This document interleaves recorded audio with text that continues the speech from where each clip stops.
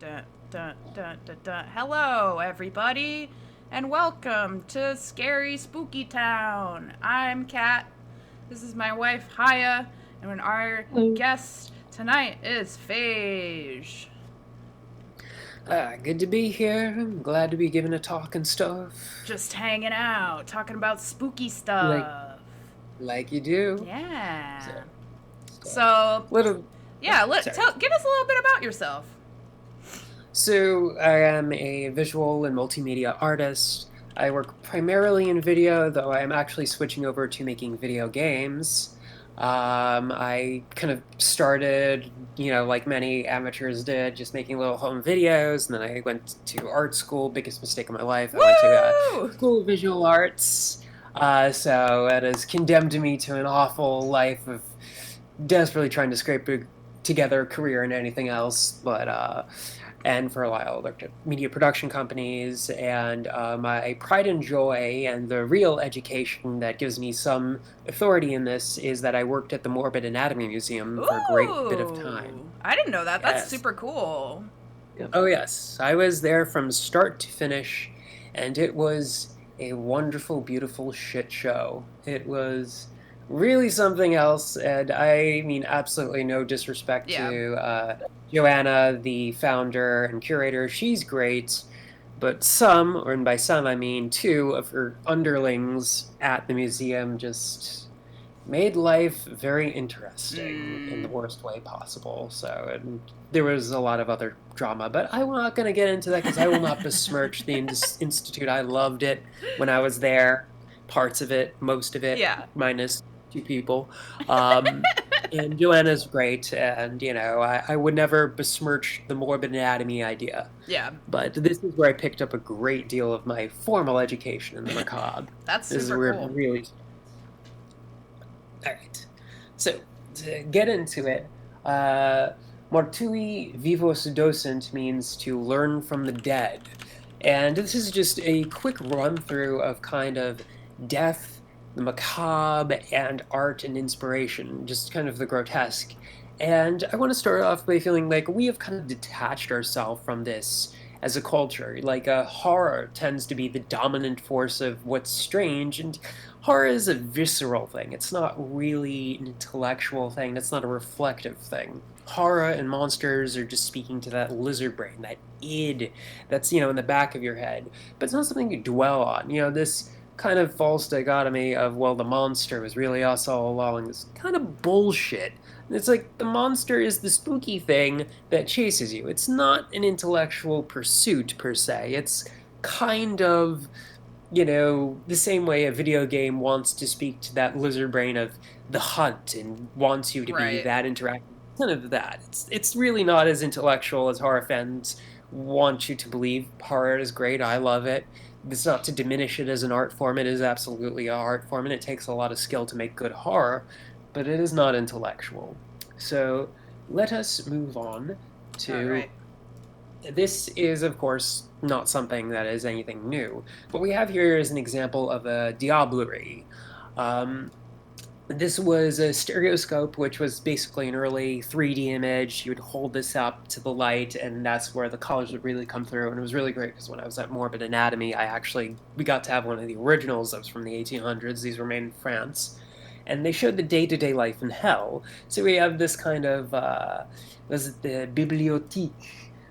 So we have the kind of, for lack of a better word, library of skulls going on, and the reds really pop if you ever get the remote chance to see one of these in person, one of these ancient things, those reds will just pop. This doesn't do it justice.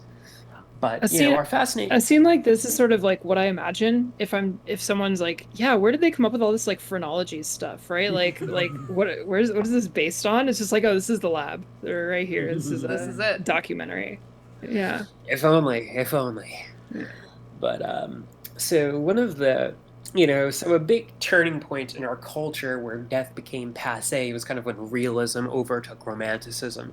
So in like the Victorian age, romanticism was kind of the dominant literary focus, and also within paintings, which is, kind of detached from the reality. The 1800s were truly horrible. They're imperialist, they're racist, they're sexist. So how it was one of the worst times in human history that gave us all of the worst things we're currently still struggling with. We can blame the 1800s and Victoriana for, most of the shit that we have to deal with, as they have given us a horrific legacy.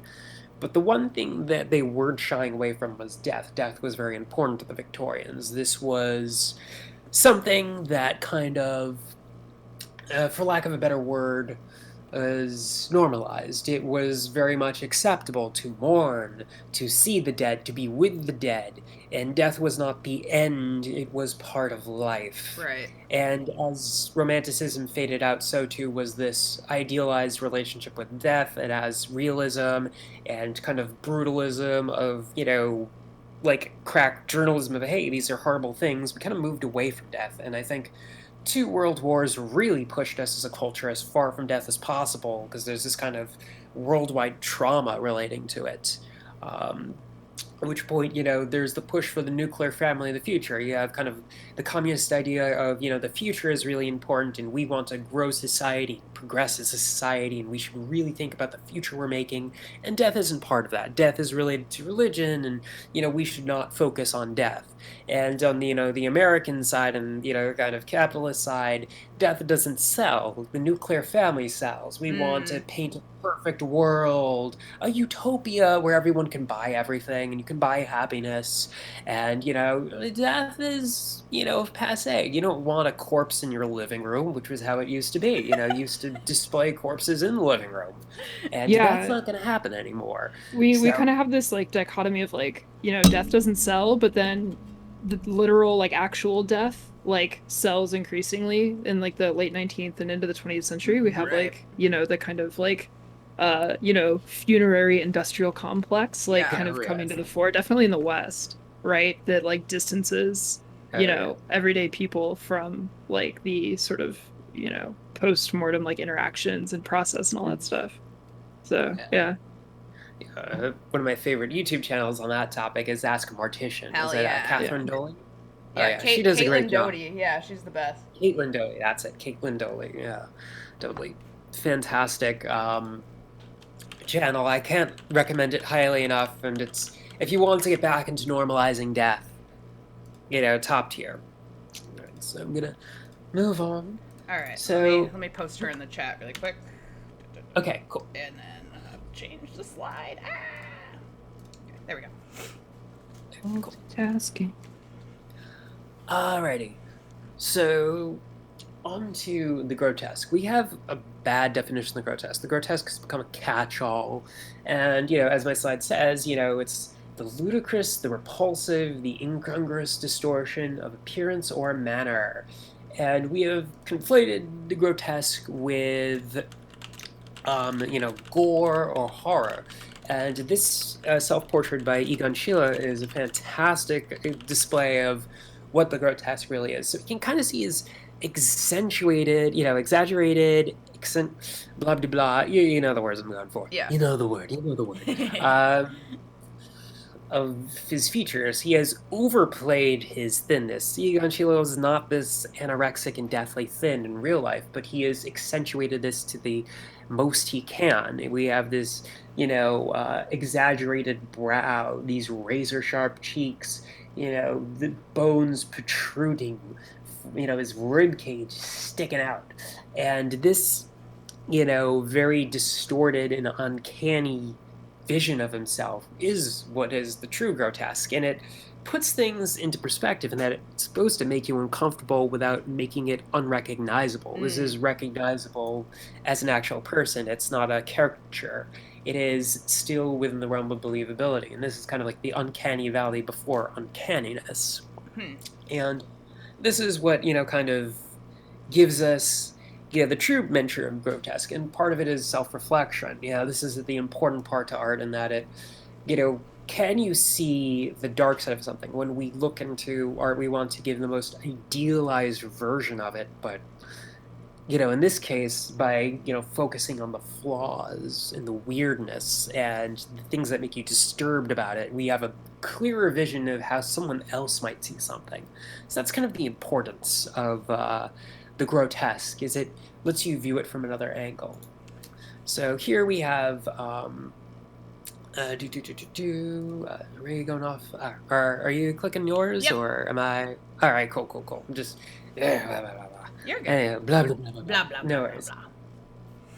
So here we have another great one, and something I absolutely love about this one is this white outline. Now, someone might think this is amateurish, and they might mistake this white, background as a cheap way to make it pop, but quite the opposite is true. It, almost deifies it the way that you might have a halo around a saint. And this, truly makes it just come at you. And at the same time, it's so rudimentary in and of itself. And here the figure is even more distorted and even more grotesque. The limbs have become even more skeletal. The figure has become more skeletal. We have this bony, disgusting, like a hip bone. It's like, this is not how the man looked at all. We could look at photos of him. He was not this thin. But this is how he views himself.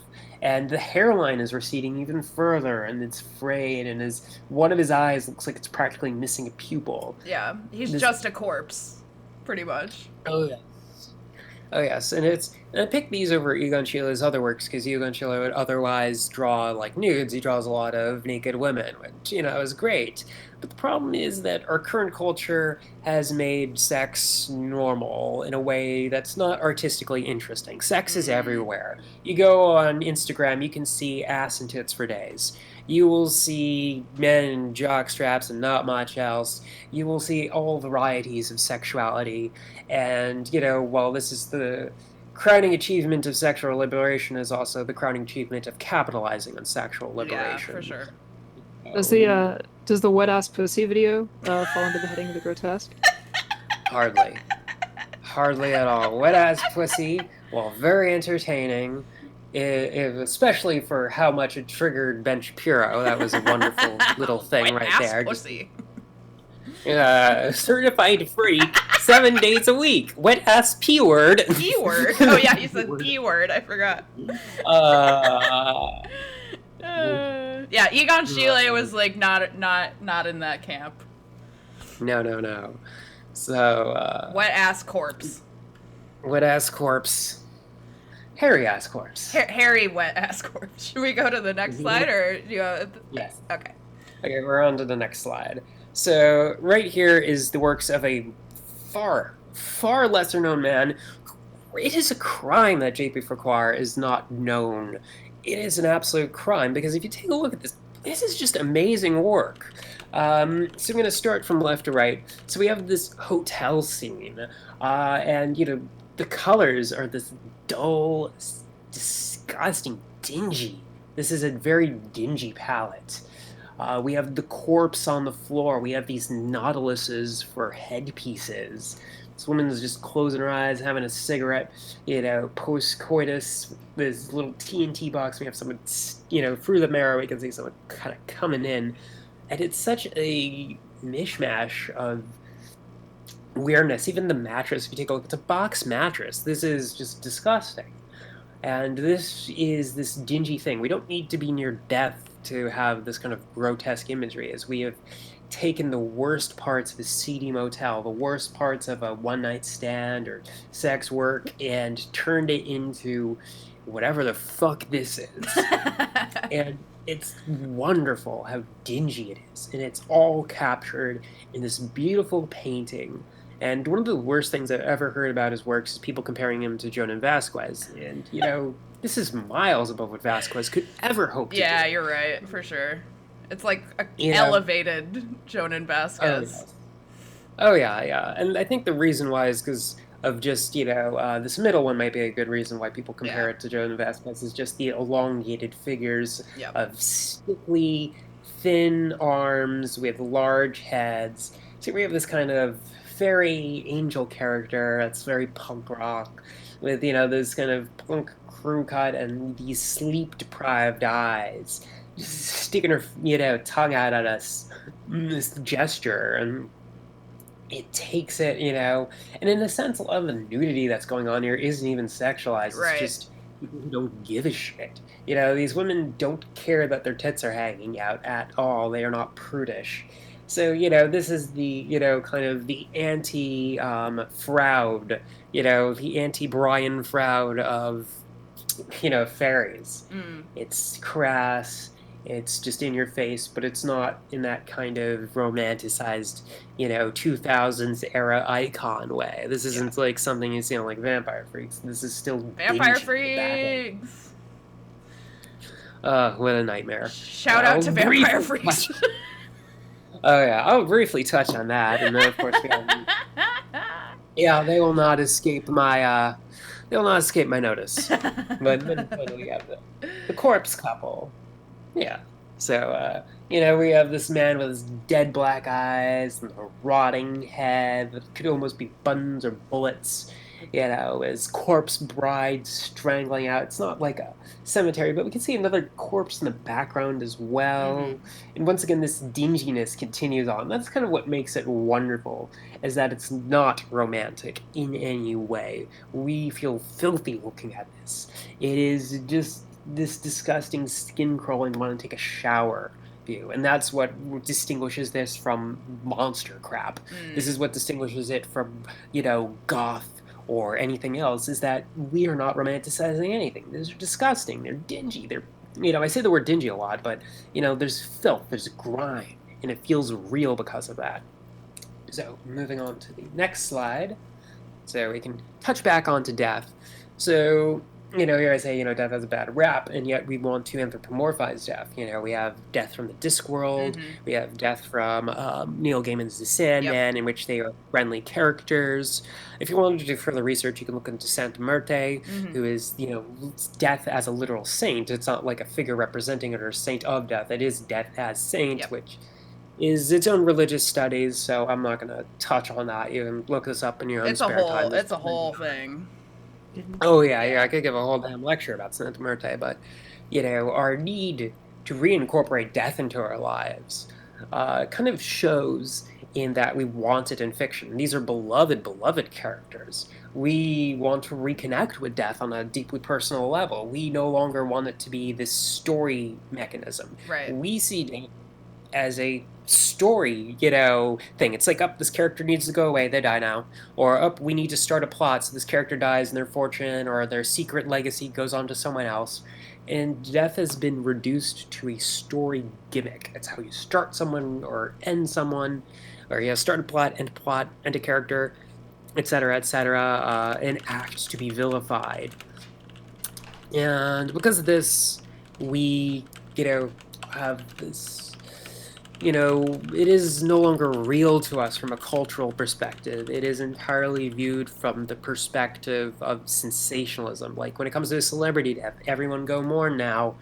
Prince died, everyone go get Prince tattooed and talk about how much you love Prince. There is little, or everyone dig up dirt on David Bowie, etc. Right.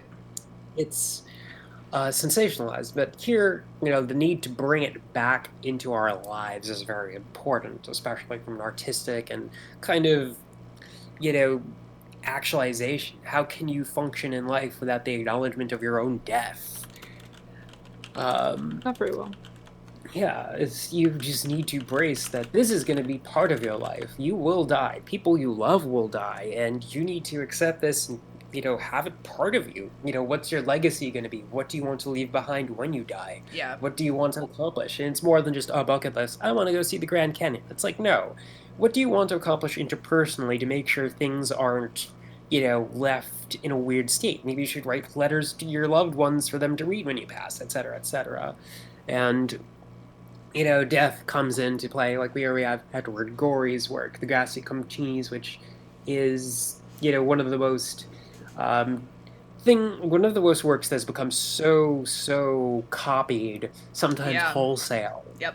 It is his most iconic work, which is a shame because he has such a huge catalog of wonderful works that go far beyond this, and death does reoccur, like his bicycle illustrations. There's a book containing them, and he has this wonderful one of death with a light at the end of his bicycle that just shines out in blackness. So it's kind of this Ooh. black light that darkens everything in its past, with is one of my favorite illustrations of his. But this one can be seen everywhere. We have Tim Burton kind of ripping it off in his Yep. Oyster Boy book.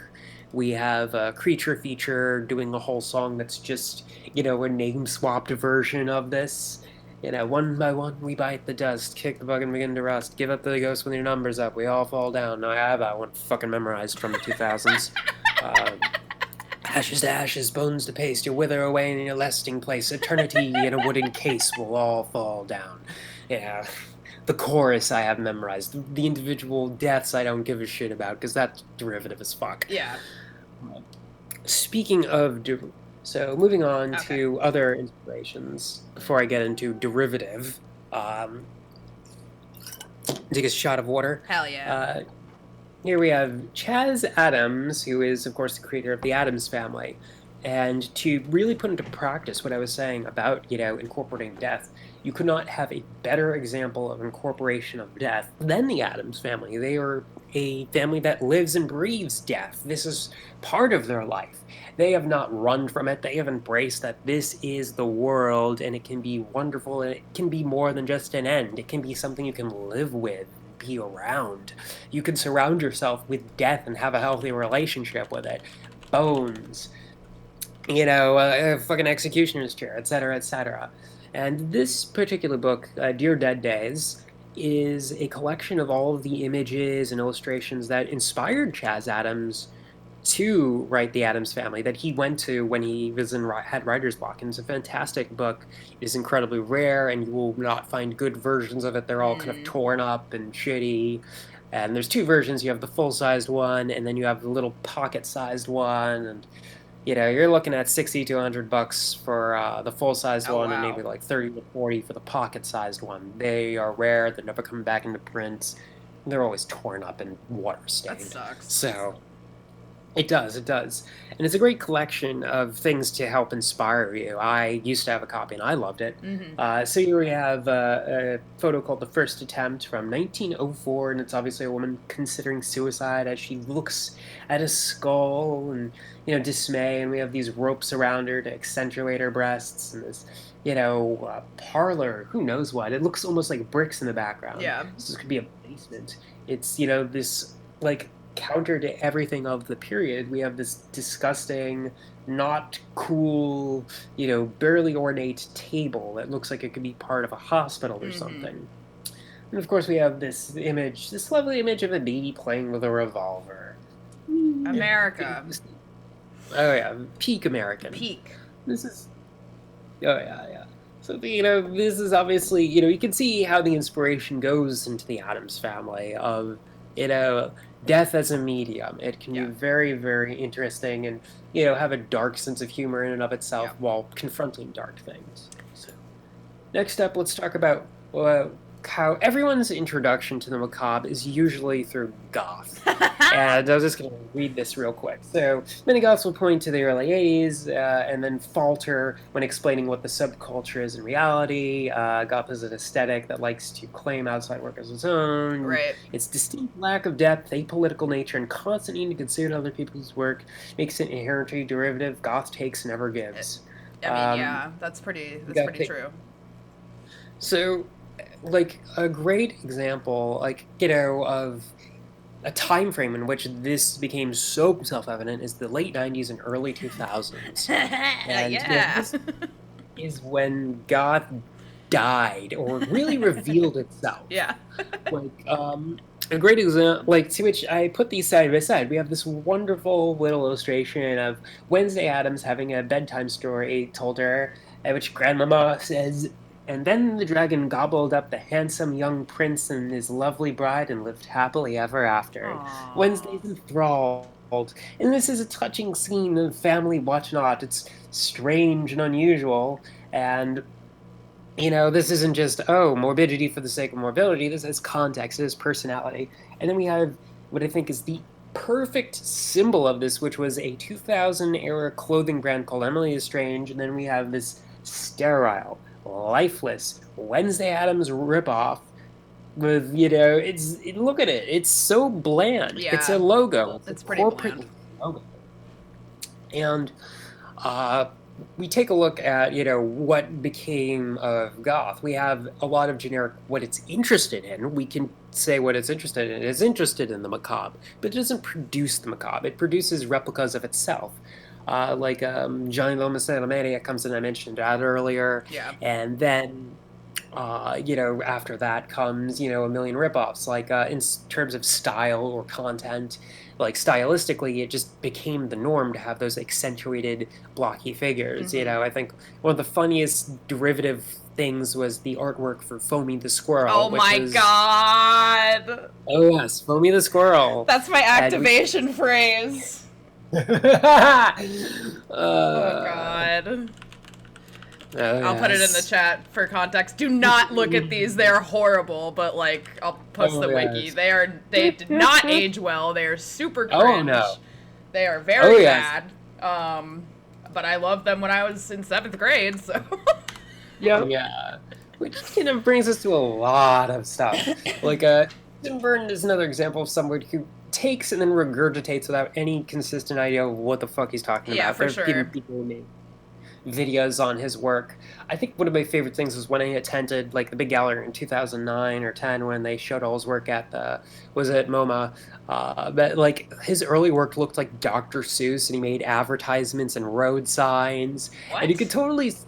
Oh yes. It's hard to find pictures of these, but a lot of his original work was straight up Dr. Seuss crap. Huh. And just imagine his work without any of the Edward Gorey ripping off. So obviously, Edward Gorey was a huge influence on him, and he has kind of plagiarized Edward Gorey wholesale at times. He has ripped this man off and totally gone to him as the catalog of shit he wants to do. Yeah. We have seen him rip off the Addams Family. Lydia Dietz is clearly the one-dimensional, Wednesday Addams without any of the personality. Yeah. We have seen him rip off German Expressionism in his sets. He does this without any of the political whatnot. There was a YouTuber who did a big thing on him, and I'm not big on promoting YouTubers because I will go on forever and a day if we're going to talk about the quote-unquote left side of YouTube. And all have Patreons and love to scoop up that money while regurgitating left talking points and don't really do anything or promote any activism. And, everyone's like, well, I have a right to make money. It pays rent. Yeah. It pays rent and then, gets a shit ton of money after that, which, goes straight into their pockets. And, well, we can do both. It's like, no, you really can't because that money could have gone to something useful. Yeah, for It's sure. like, no, you can't really do both now, can you? Limited resources. But enough about that. I will not talk about these people anymore. Sidebar. All right, we're going to fucking focus on goth for 5 more seconds. It's goth time. And, what I said, it's derivativeness. It just never fucking ends. Yeah. And it also goes on to fashion. So I'm going to click on to the next one. Right. Oh my god.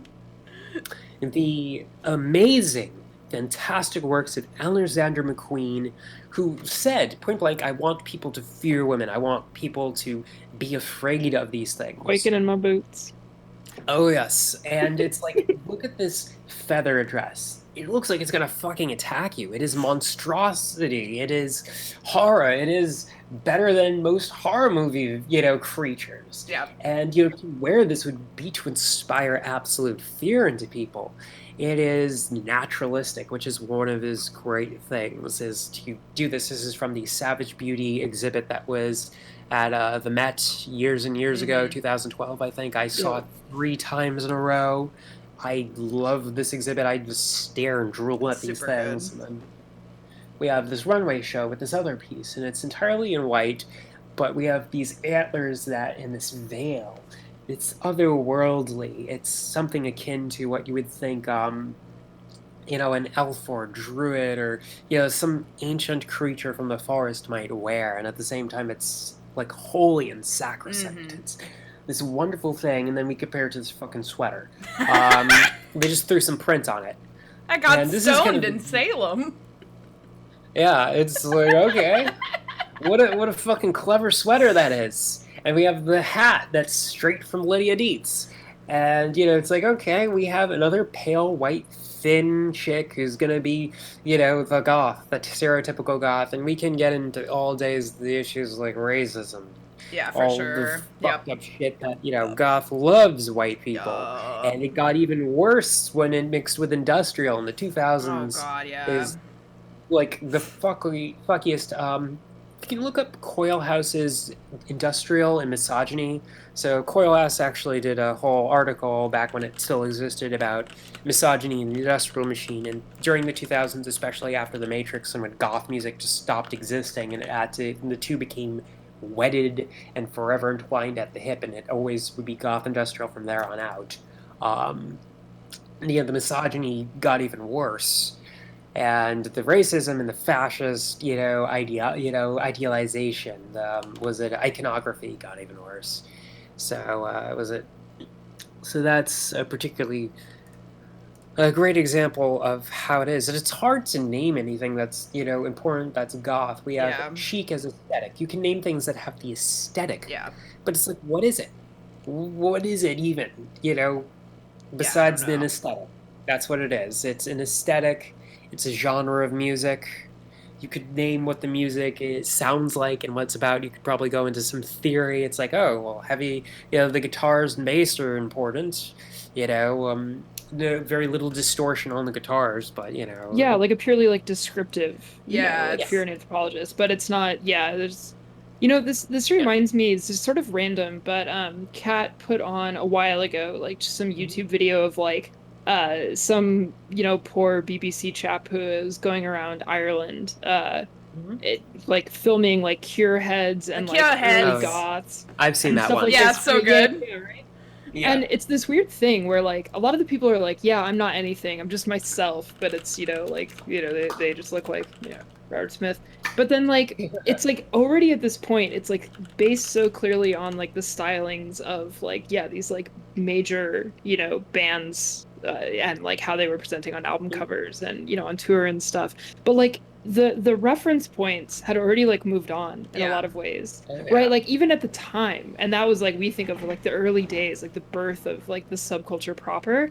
Even then, it was like it was already like dated by like 5 years from like Susie Sue's like first thing or whatever, and it's just like never. It's like always been just this weird like reification of just like an arbitrary like moment in kind of like pop, like sort of punkish, but like culture. Like it's so strange. It's rare that you see so much built on such a limited foundation, I guess, that's lasted so long. I don't know. It feels like because the aesthetic is so strong, it's like in the same sense that the early punk rock aesthetic just kind of saturated everything, and we've gotten to the point where dyed hair is normal. It's no longer rebellious. It's like anyone can dye their hair, and this all kind of originated at punk. So I like to think of subcultures as like a drop of food dye in a glass of water, where it starts off concentrated and pure, and as the ages go by, it dilutes until it's in everything, and then it becomes unrecognizable. And we're at that phase where punk has become unrecognizable and has to reinvent itself as like folk punk in order to get away from its original self, because its original self is now everywhere. It's the same with goth. Goth is now everywhere. It has become completely diluted. It is now just part of normal culture. It's now just, do you want to dress in plaid or do you want to dress in black? Yeah, now it's just e-girls. Goth has become e-girls. Pretty much. It's a great sales pitch if you want to, have a distinct OnlyFans subscription. It's a sales pitch. That's the best way to describe it. I'm the goth one. I actually have seen some sex workers who market themselves like that specifically, so it makes sense. All right, let's go on to the next one. So, big fucking disclaimer: do not fucking trigger yourself to achieve catharsis or to move on. This is something that is to be done with a therapist, guided with, their instructions very specifically. So I'm just going to read through this and I'm going to reiterate that again. So as someone diagnosed with PTSD, part of my recovery involves recalling and processing the emotions, memories of my trauma. Despite this sounding counterintuitive, this is widely recognized as a helpful technique.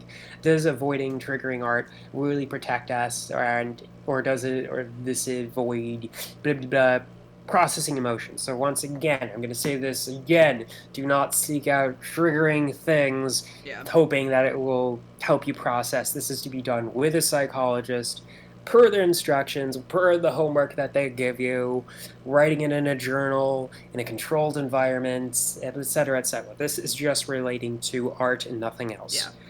But having said all these disclaimers, I'm going to get into the art, which is, we do need to face up. Yeah, you moved one pass. Sorry. Gotta go back one. All right, there we are. So I will be the one who tells you when to move the thing. So, bloop. Burp. Anywho, what was I saying? Triggering shit. So, the art. Art disturbs us, and this is kind of part of, what disturbs us on a deep level is kind of a reflection of ourselves and our values. It shows you a part of you that you would never question otherwise.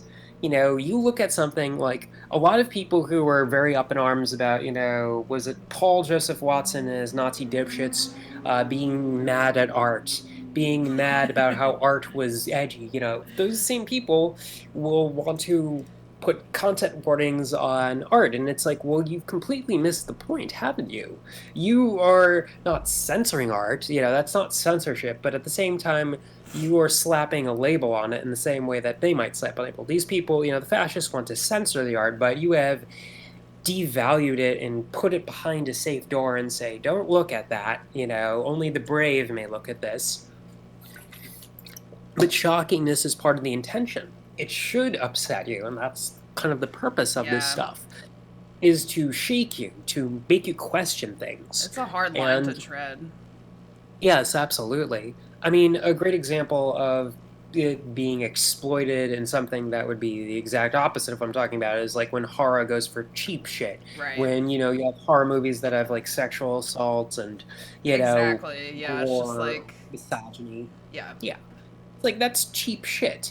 But, when you have, very dark and disturbing subject matter that is framed specifically to invoke emotion and to process things, that can be very helpful in self-examination, because we do need to examine ourselves, and we can't do it in this, like, all feelings are valid, but don't think about, bad things. That's For not, sure. Helpful at all. It's like, Yeah. Let's go. So, yeah, it's like, we live in an age where we have moved away from this cynical, I don't give a shit about anything bullshit of the 90s to the, let's all be sensitive queerdos and tender queers and we're all going to embrace our emotions. But then there's a hard line drawn of what emotions and what feelings and what expressions are valid. For sure. Anything that is kind of infantilized or almost a childish way of processing emotions, the kind of Steven Universe book of I am going to be sad girl life, is valid. But, I am filled with anger, and I want to express this through art. I want to express this viciousness that is in my heart, this anger at the injustice of the world, or these traumas that I've embraced, or have repressed, not embraced, repressed, and I'm going to put it on the canvas. Like, that is something that's, all right, let's not talk about that, or we're going to throw content warnings behind that, and nobody who isn't braced themselves and has steadied themselves can look at it, because life is problematic, life is triggering. Life will always be triggering. And while you should never put yourself in a bad place intentionally, you also shouldn't avoid art that is trying to reach you through these methods. Yeah. So that's, this, and obviously we have this great portrait by Jean-Michel Basquiat. Now we shall change. All right. Yeah, I was just gonna say, like, even for the brave selectorate that persevere through the warnings and stuff like that, like front-loading those things, even if you make it, just kind of like shapes your like how you are like supposed to sort of like interpret and narrativize like the violence, the traumas, like whatever is behind the forbidden door, right? In the same way that like, I'm trying to think of like the dumbest action movie where, people are just exploding. I don't know, like Rambo 3 or something. Yeah. Like if you were to like put like, content warning, like violence or whatever, right? But that's a movie. That's a movie rating. Well, what I'm saying is like, when he shoots the exploding crossbow, the guy just like blows up, right? Yeah. Like instead of being like, oh, LOL, because this is like a ridiculous thing, it would be like, oh wow, this is like a very somber affair, like that. It just like puts it into a context that's obviously framed by like the idea of lasting trauma and process and things like that. And it's not that there's anything wrong with that frame or like anyone's individual experiences that like, like might align with that, but it's just inherently limiting. It's like inherently like metatextual suggestion, right? I think it depends. In a way that is not like part of the work, right? Like unless the artist is putting on their own content warnings as like part of the piece, right? So yeah, it's just like whatever. I'm just mentioning it. Yeah. No, I put content warnings on everything just because like I don't accidentally want to trigger somebody, but no, I think Phage is right of like you gotta kind of put yourself out there and just like experience some stuff sometimes, otherwise you just live in like a little insulated bubble, which is fine, but then you're not actually working on your own trauma. So yeah, then the world blows you up occasionally as well. Yeah. So just a quick touch on Jean-Michel Basquiat. So, there's another great artist. So when we think of Basquiat, we think of like street art, we think of Andy Warhol and, Keith Haring. But, what kind of separates him from the other kind of pop artists of the 80s? Because, like Haring, Wall, great as, a queer guy who's doing these, little doodle men. I have no problem with Haring's stuff, but he lacks that edge that Basquiat has. And it's not like Basquiat is a particularly deep individual. He very much was chasing fame. There's that classic story about how he once met Andy Warhol at a diner, and he's like, quick, stay there. And he ran home and made like 3 paintings for him, and then came racing back, through the subways with these wet paintings just to impress him. So, he's not a particularly deep fellow, but you can still see this kind of rage and grotesque nature to all of his work. That's what really distinguishes it from other, whatnot. And once again, we have this kind of Egon Schiele, white popping, these skull-like creatures. And, it's kind of wonderful how vivid and angry it is. There's anger to this, and it shows. It's just one of those wonderfuls, like blah blah. I could go on and on, but it's just to show you that there is more ways of grotesque. It's not specifically relating to Gothic or to horror or to things. It can be any kind of expression, even if it is just the vanity of an 80s pop star. Right. Cool. And so we move on to the next. Hell which yeah. is I love this shit. My favorite sculptors. So we're going to talk about Emile Malmuth, and I actually got to see this at, what was it, Last Rites Gallery. So I got to see these in person, and let me tell you, they are breathtaking. I cannot tell you how wonderful it is to experience them in person. So I'm just going to read for the description real quick. So Emile Malmuth's work takes on the gory and the masochistic and the imagery of saints and holy figures and recontextualizes them without the overtly Christian iconography and recognizable characters. We are left with the gore and dismemberment transformed as beauty. The sculptures make us reconsider how we view beauty, that maybe it is more than just symmetry, fatty tissues, and muscle. So here we have this Madonna, this wonderful, hooded, veiled figure that, we are so used to when we see a skeletal figure, it's either rotting flesh or it's just completely skeletal. And it's not this bisected creature, here the flesh is still part of it, and it is almost lively. This woman has died yesterday, or might even still be alive. She looks exsanguinated, and yet, the flesh is peeled back. It's not blood and guts. What this is the beauty extended to the inside. We have, taken a slice out and we are viewing the inside. And we have this children's skull for the heart, this little infant skull with Roman numerals on it.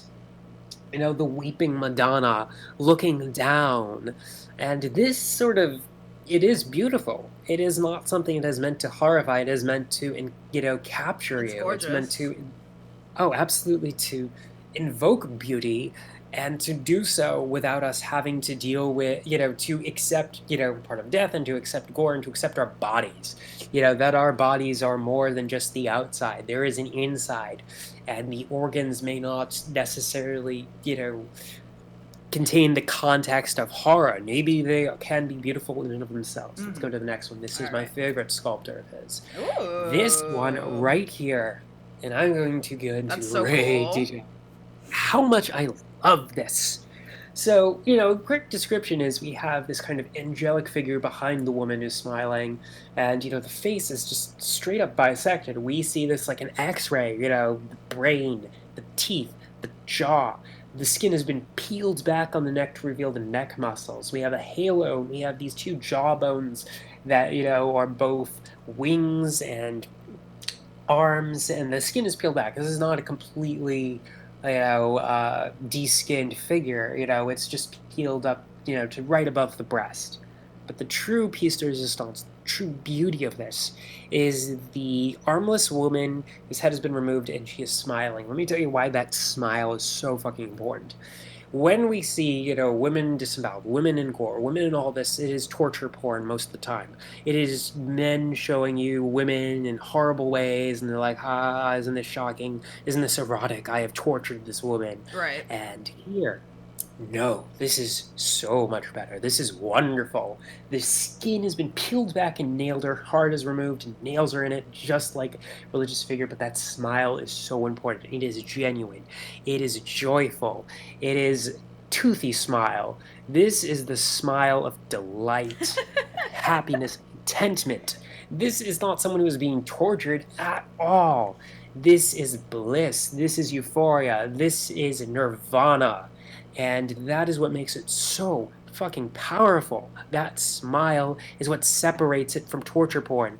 This is like a Cenobite. This is a religious experience. This is literally a religious experience in which she has become closer to a sense of nirvana. This wonderful, like, unbridled, completely full smile. That is what makes this one stand out work, because it is invoking such emotion of beauty, of love, of joy. This is a joyful statue.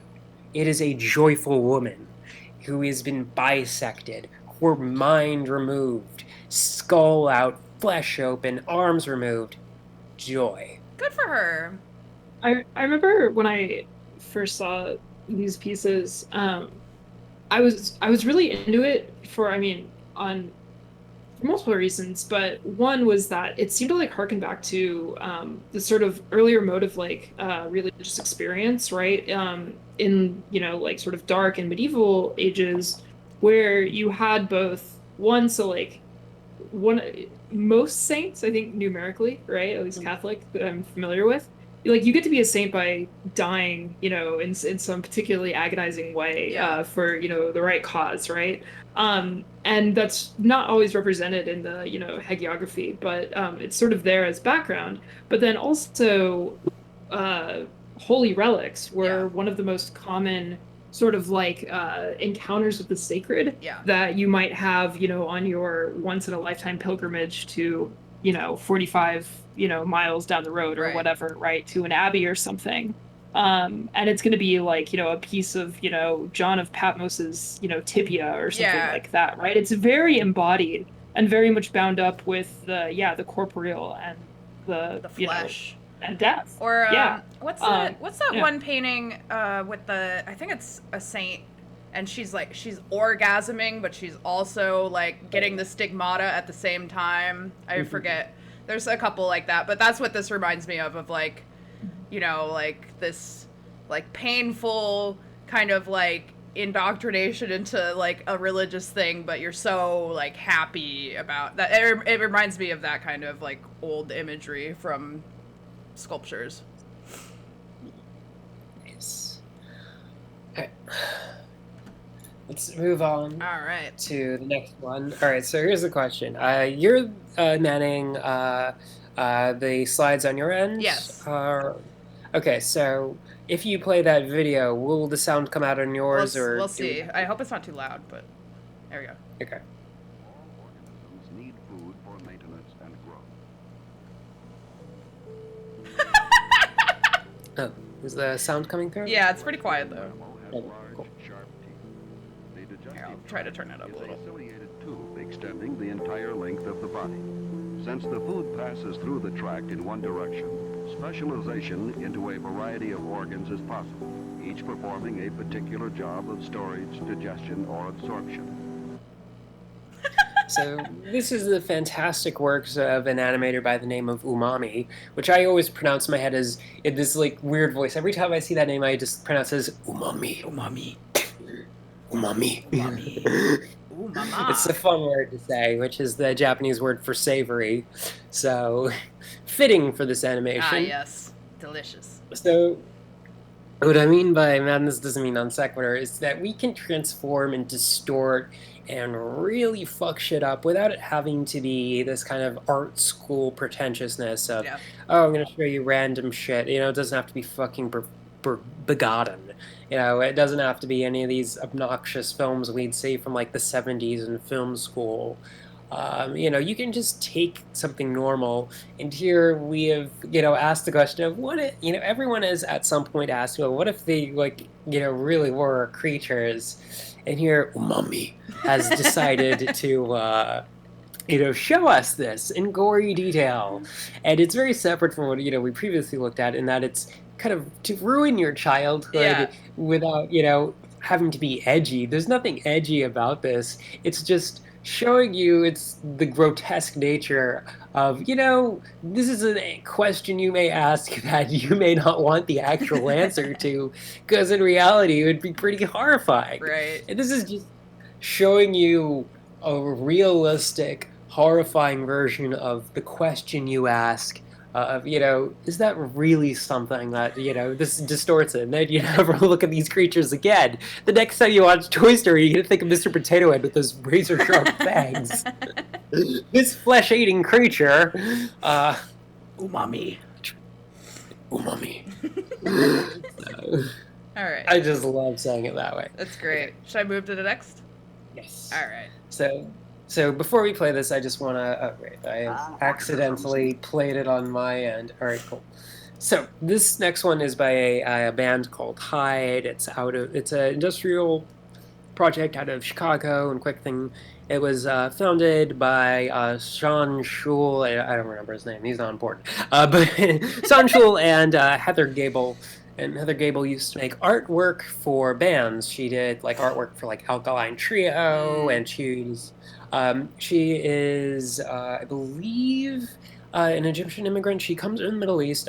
I'm positive she is an Egyptian immigrant who came here, and she's very political. And she started making music with absolutely no musical background whatsoever. She's never had any training. I've met her several times. She's very nice, but no training, no experience. They, them. I shouldn't use she. Sorry, it's they, them pronouns for Heather. The problem is that they don't list their pronouns on their social media, so it's very easy to forget okay. that. It happens. Whatever. It's so they, them. But so Heather has you know, no fucking experience whatsoever with music, and just went into it. And if we want to blast goth music out of the fucking water and show what disturbing, grotesque, you know, jarring music could actually be, you know, look no further than this. So let's play this quick All right, thing. let me make sure it's not going to destroy us Okay. with the sound. It should be fine. Ooh.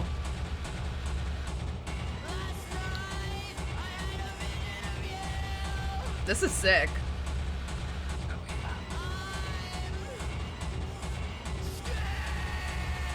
Do I need to turn it up?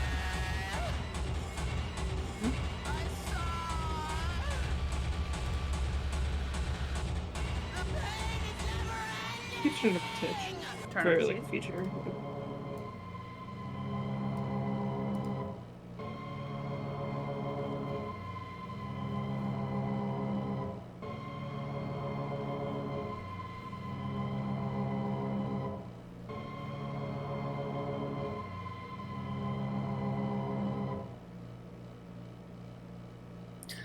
So yeah, That was cool. and then we have this message that ends in Arabic. So this was actually a story that the story behind this music video is that Heather got a call from her mother in the middle of the night of it's like, oh, I had, all of the lines that you hear in this music video are directly from what her mother's call. Last night I had a vision of you, the pain was never ending, that sort of thing. Interesting. Sorry, That's okay. next one. All right, cool. So this kind of brings us to the end of the slideshow. That if anyone's feeling it, we can look at one of my shitty works or whatever. But so kind of wrap everything up. The darkness of our imagination is a great well drawn for art. It is a great inspiration, and how we can do it varies all over the place. It could be anything, really.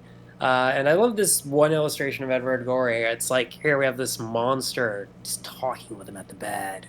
In classic Edward Gorey face, with this kind of elongated head and the, big snout. But, to kind of put a bow on everything, it's just, it is a well that we rarely tap. And then when we think about it, when we think about death and the grotesque and the macabre, we always, because horror is profitable and it's cheap and it's everywhere, that is what we first go to. But it can be so much more than that. It can have depth. It can go all over the place. It is not just, shock value. Yeah. It can be intellectual. It can be religious. It can be a nightmare, a random thing, your mom calling you in the dead of night. It could be deciding that you want to distort Toy Story. Fuck Toy Story. Time to make these creatures into a bunch of fucking monsters. Exactly. So it can be anything, and that's what I really want to come across in this whole thing, is to give a bigger, broader perspective. Because when we think about death and macabre, we're going straight to horror and goth, and these are bad things to think of because they are very commercial, they are very shallow. You can enjoy them. I enjoy goth music a lot. I will go to goth events and dance because I want to dance. Yeah. But, you can enjoy these things. There's absolutely nothing wrong with them as long as you acknowledge that they're shallow and, have kind of misogynistic and racist overtones. For sure. Especially in goth. It's like, you just have to, everything is problematic. Your faves will always be problematic. Let's not pretend that we can live a wonderful thing where everything we love is fantastic and nothing is problematic. That's just not going to happen. Yeah. You're going to... You may like a Smith song, but, Morrissey is still going to be a piece of shit. Oh, my God. You're endorsing him. If you, listen to a Smith song, that's great. Just don't fucking give him money. Pirate. Legally speaking, I can't say... If you take one thing away from tonight, do not give him money. Do not give the Smiths money. Yeah. It's like, there's a problematic artist, just fucking pirate it. Fuck him. It's true, yeah. No, she's right. She's right, folks. Yeah. So that kind of brings us to just expanding the scope of what all of this is and what you can do with it, and that there's much more to it. So, I don't know, do we want to field questions? Do we want to look at any if anyone in the chat has questions, go ahead and slap them in the chat. If you want me to show one of your works, what would you like me to show? Yeah. I will send you a link. I will pull up one of my things, and then we can have a quick look. I'll find something that's really kind of quick, gets to the point. I have a lot of stuff. Let's get to playlists. Too late is a good one. Yeah, no rush at all. Cool. So, we're just hanging out. How's the chat doing? How you doing, chat? You doing all right? Yeah, you can just mess. Yeah, there we go. Cool. So we can play that whenever you feel like it. I will get that set up quick. Cool. And we'll field some questions. And then we'll totally open everything. We'll just play the one thing that I have. Hell yeah. Alright. Post my itch.io as a promo. Oh yeah, here. If you type !guest, here is all of Phage's stuff in the chat. Sophia says, I enjoyed the presentation. Thank you, Sophia. Aw, much appreciated. Alright. Let me put this video up.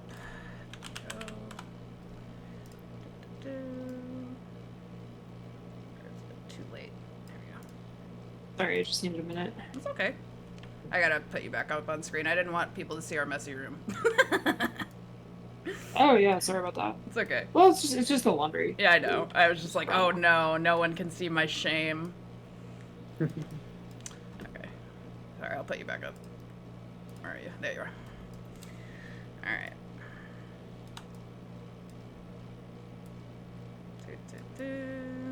Okay, let us watch this video. Oh, is there sound? There should be. Look. Oh, it's muted, I think. Is this Brave? Sorry, I can't tell which browser I have open right now. No worries. Okay. Yeah, I have this muted.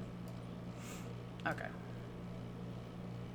I think this kind of the dictatorship of the future, I think will be very unlike the dictatorships which we've been familiar with in the immediate past.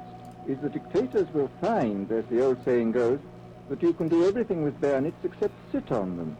But if you want to preserve your power indefinitely, you have to get the consent of the ruled.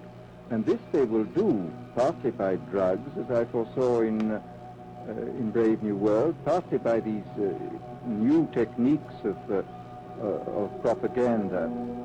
They will do it by bypassing the sort of rational side of man and appealing to his subconscious and his deeper emotions. We mustn't be caught by surprise by our own advancing technology. This has happened again and again in history.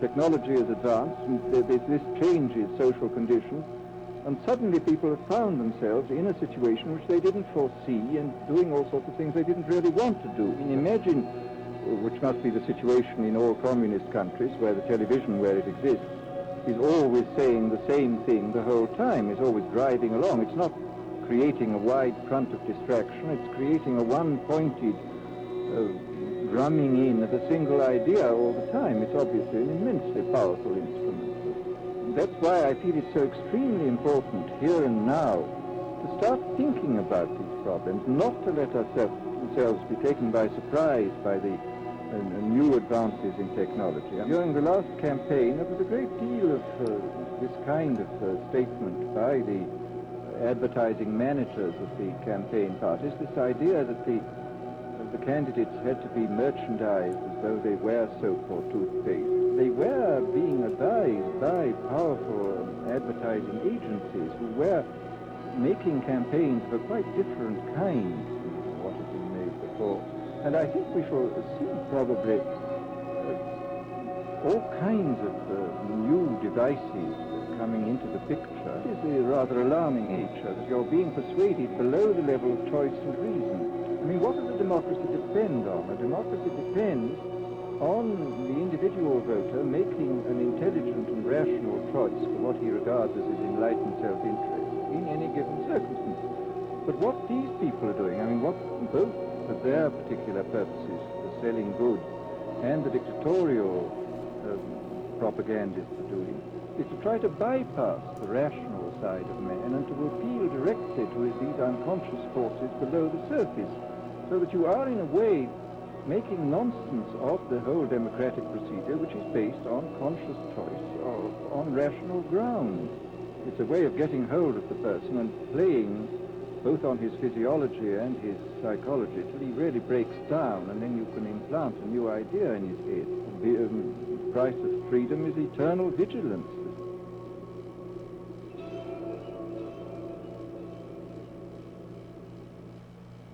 That was cool.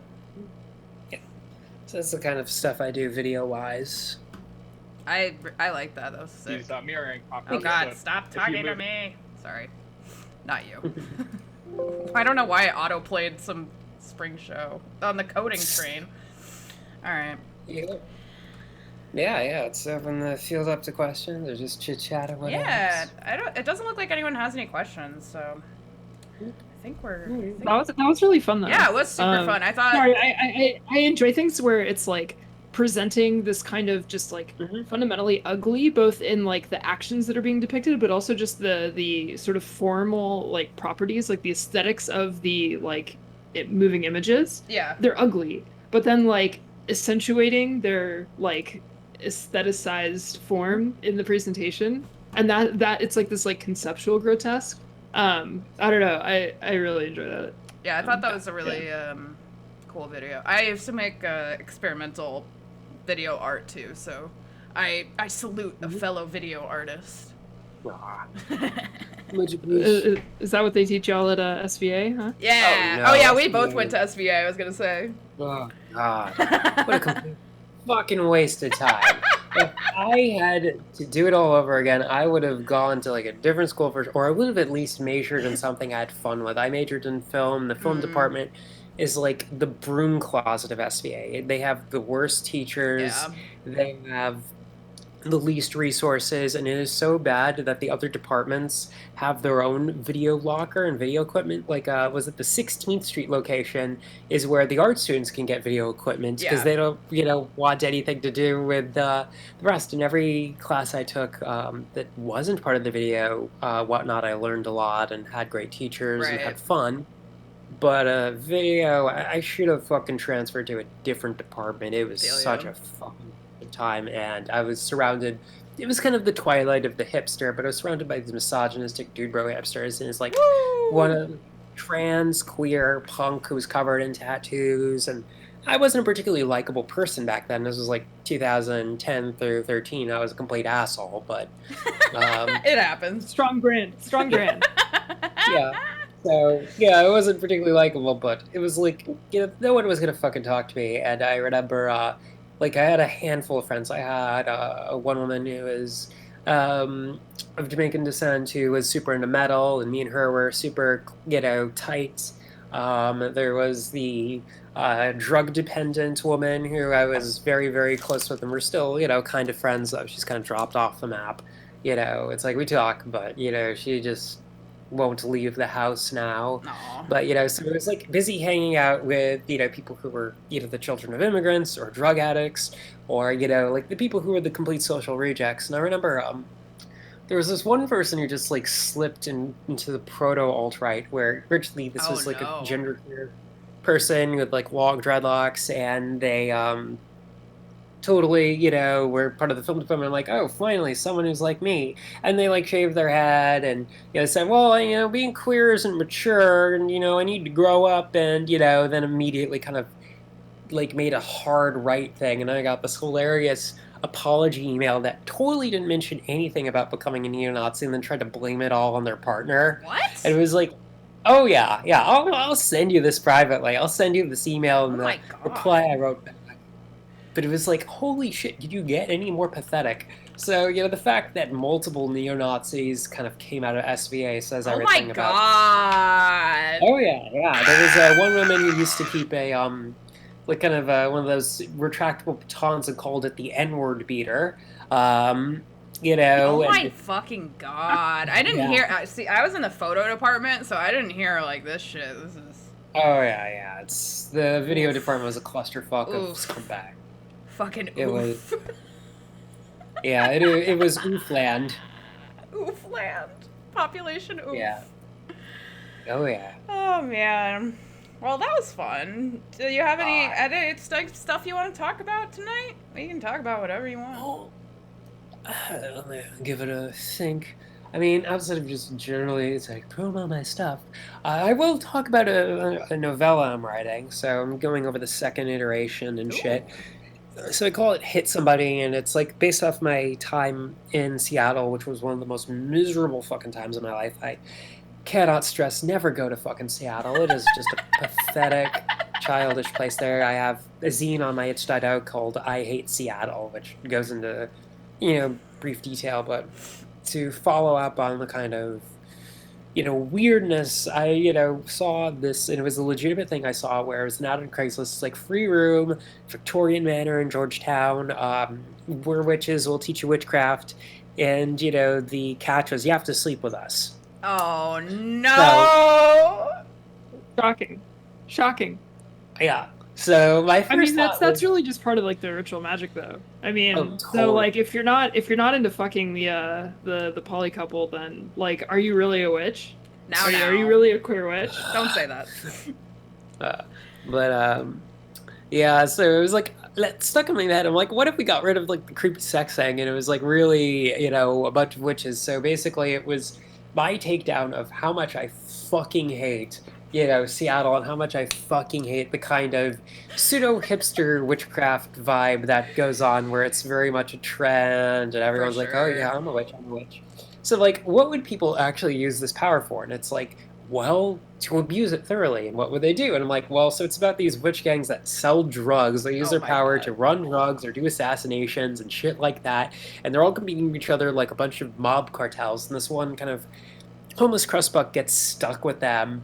And, rather than, in the ultimate anti-Harry Potter bullshit, the only thing she uses her fucking magic form is to kind of like heal herself from gunshots and then solves every problem by shooting the motherfuckers. Ah, yes. So it's very much kind of The a. Shadowrun approach. Yeah.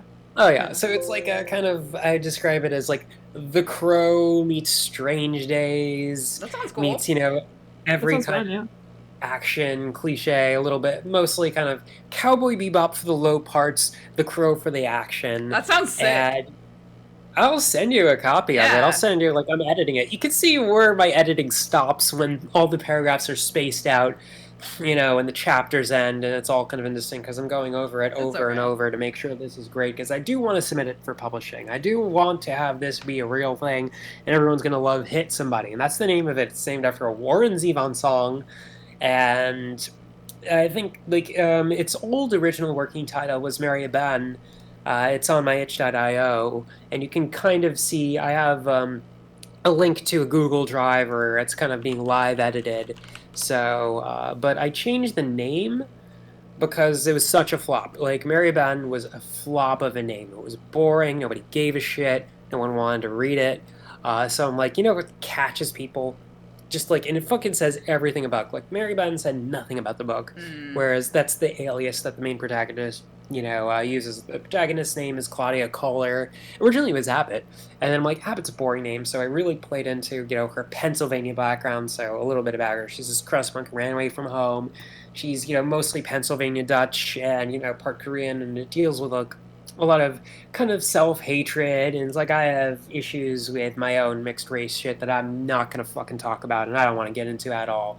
But I very much kind of go into it and, explore that kind of internalized self-hate through the character of someone who really passes for European and really passes for white but isn't. It's Right. like, it is a very complicated relationship when you are in that situation, because you don't have the experience of someone in color, but you're also never part of the club, especially if it gets out. If anyone, finds out that you are mixed race, then you are immediately downgraded.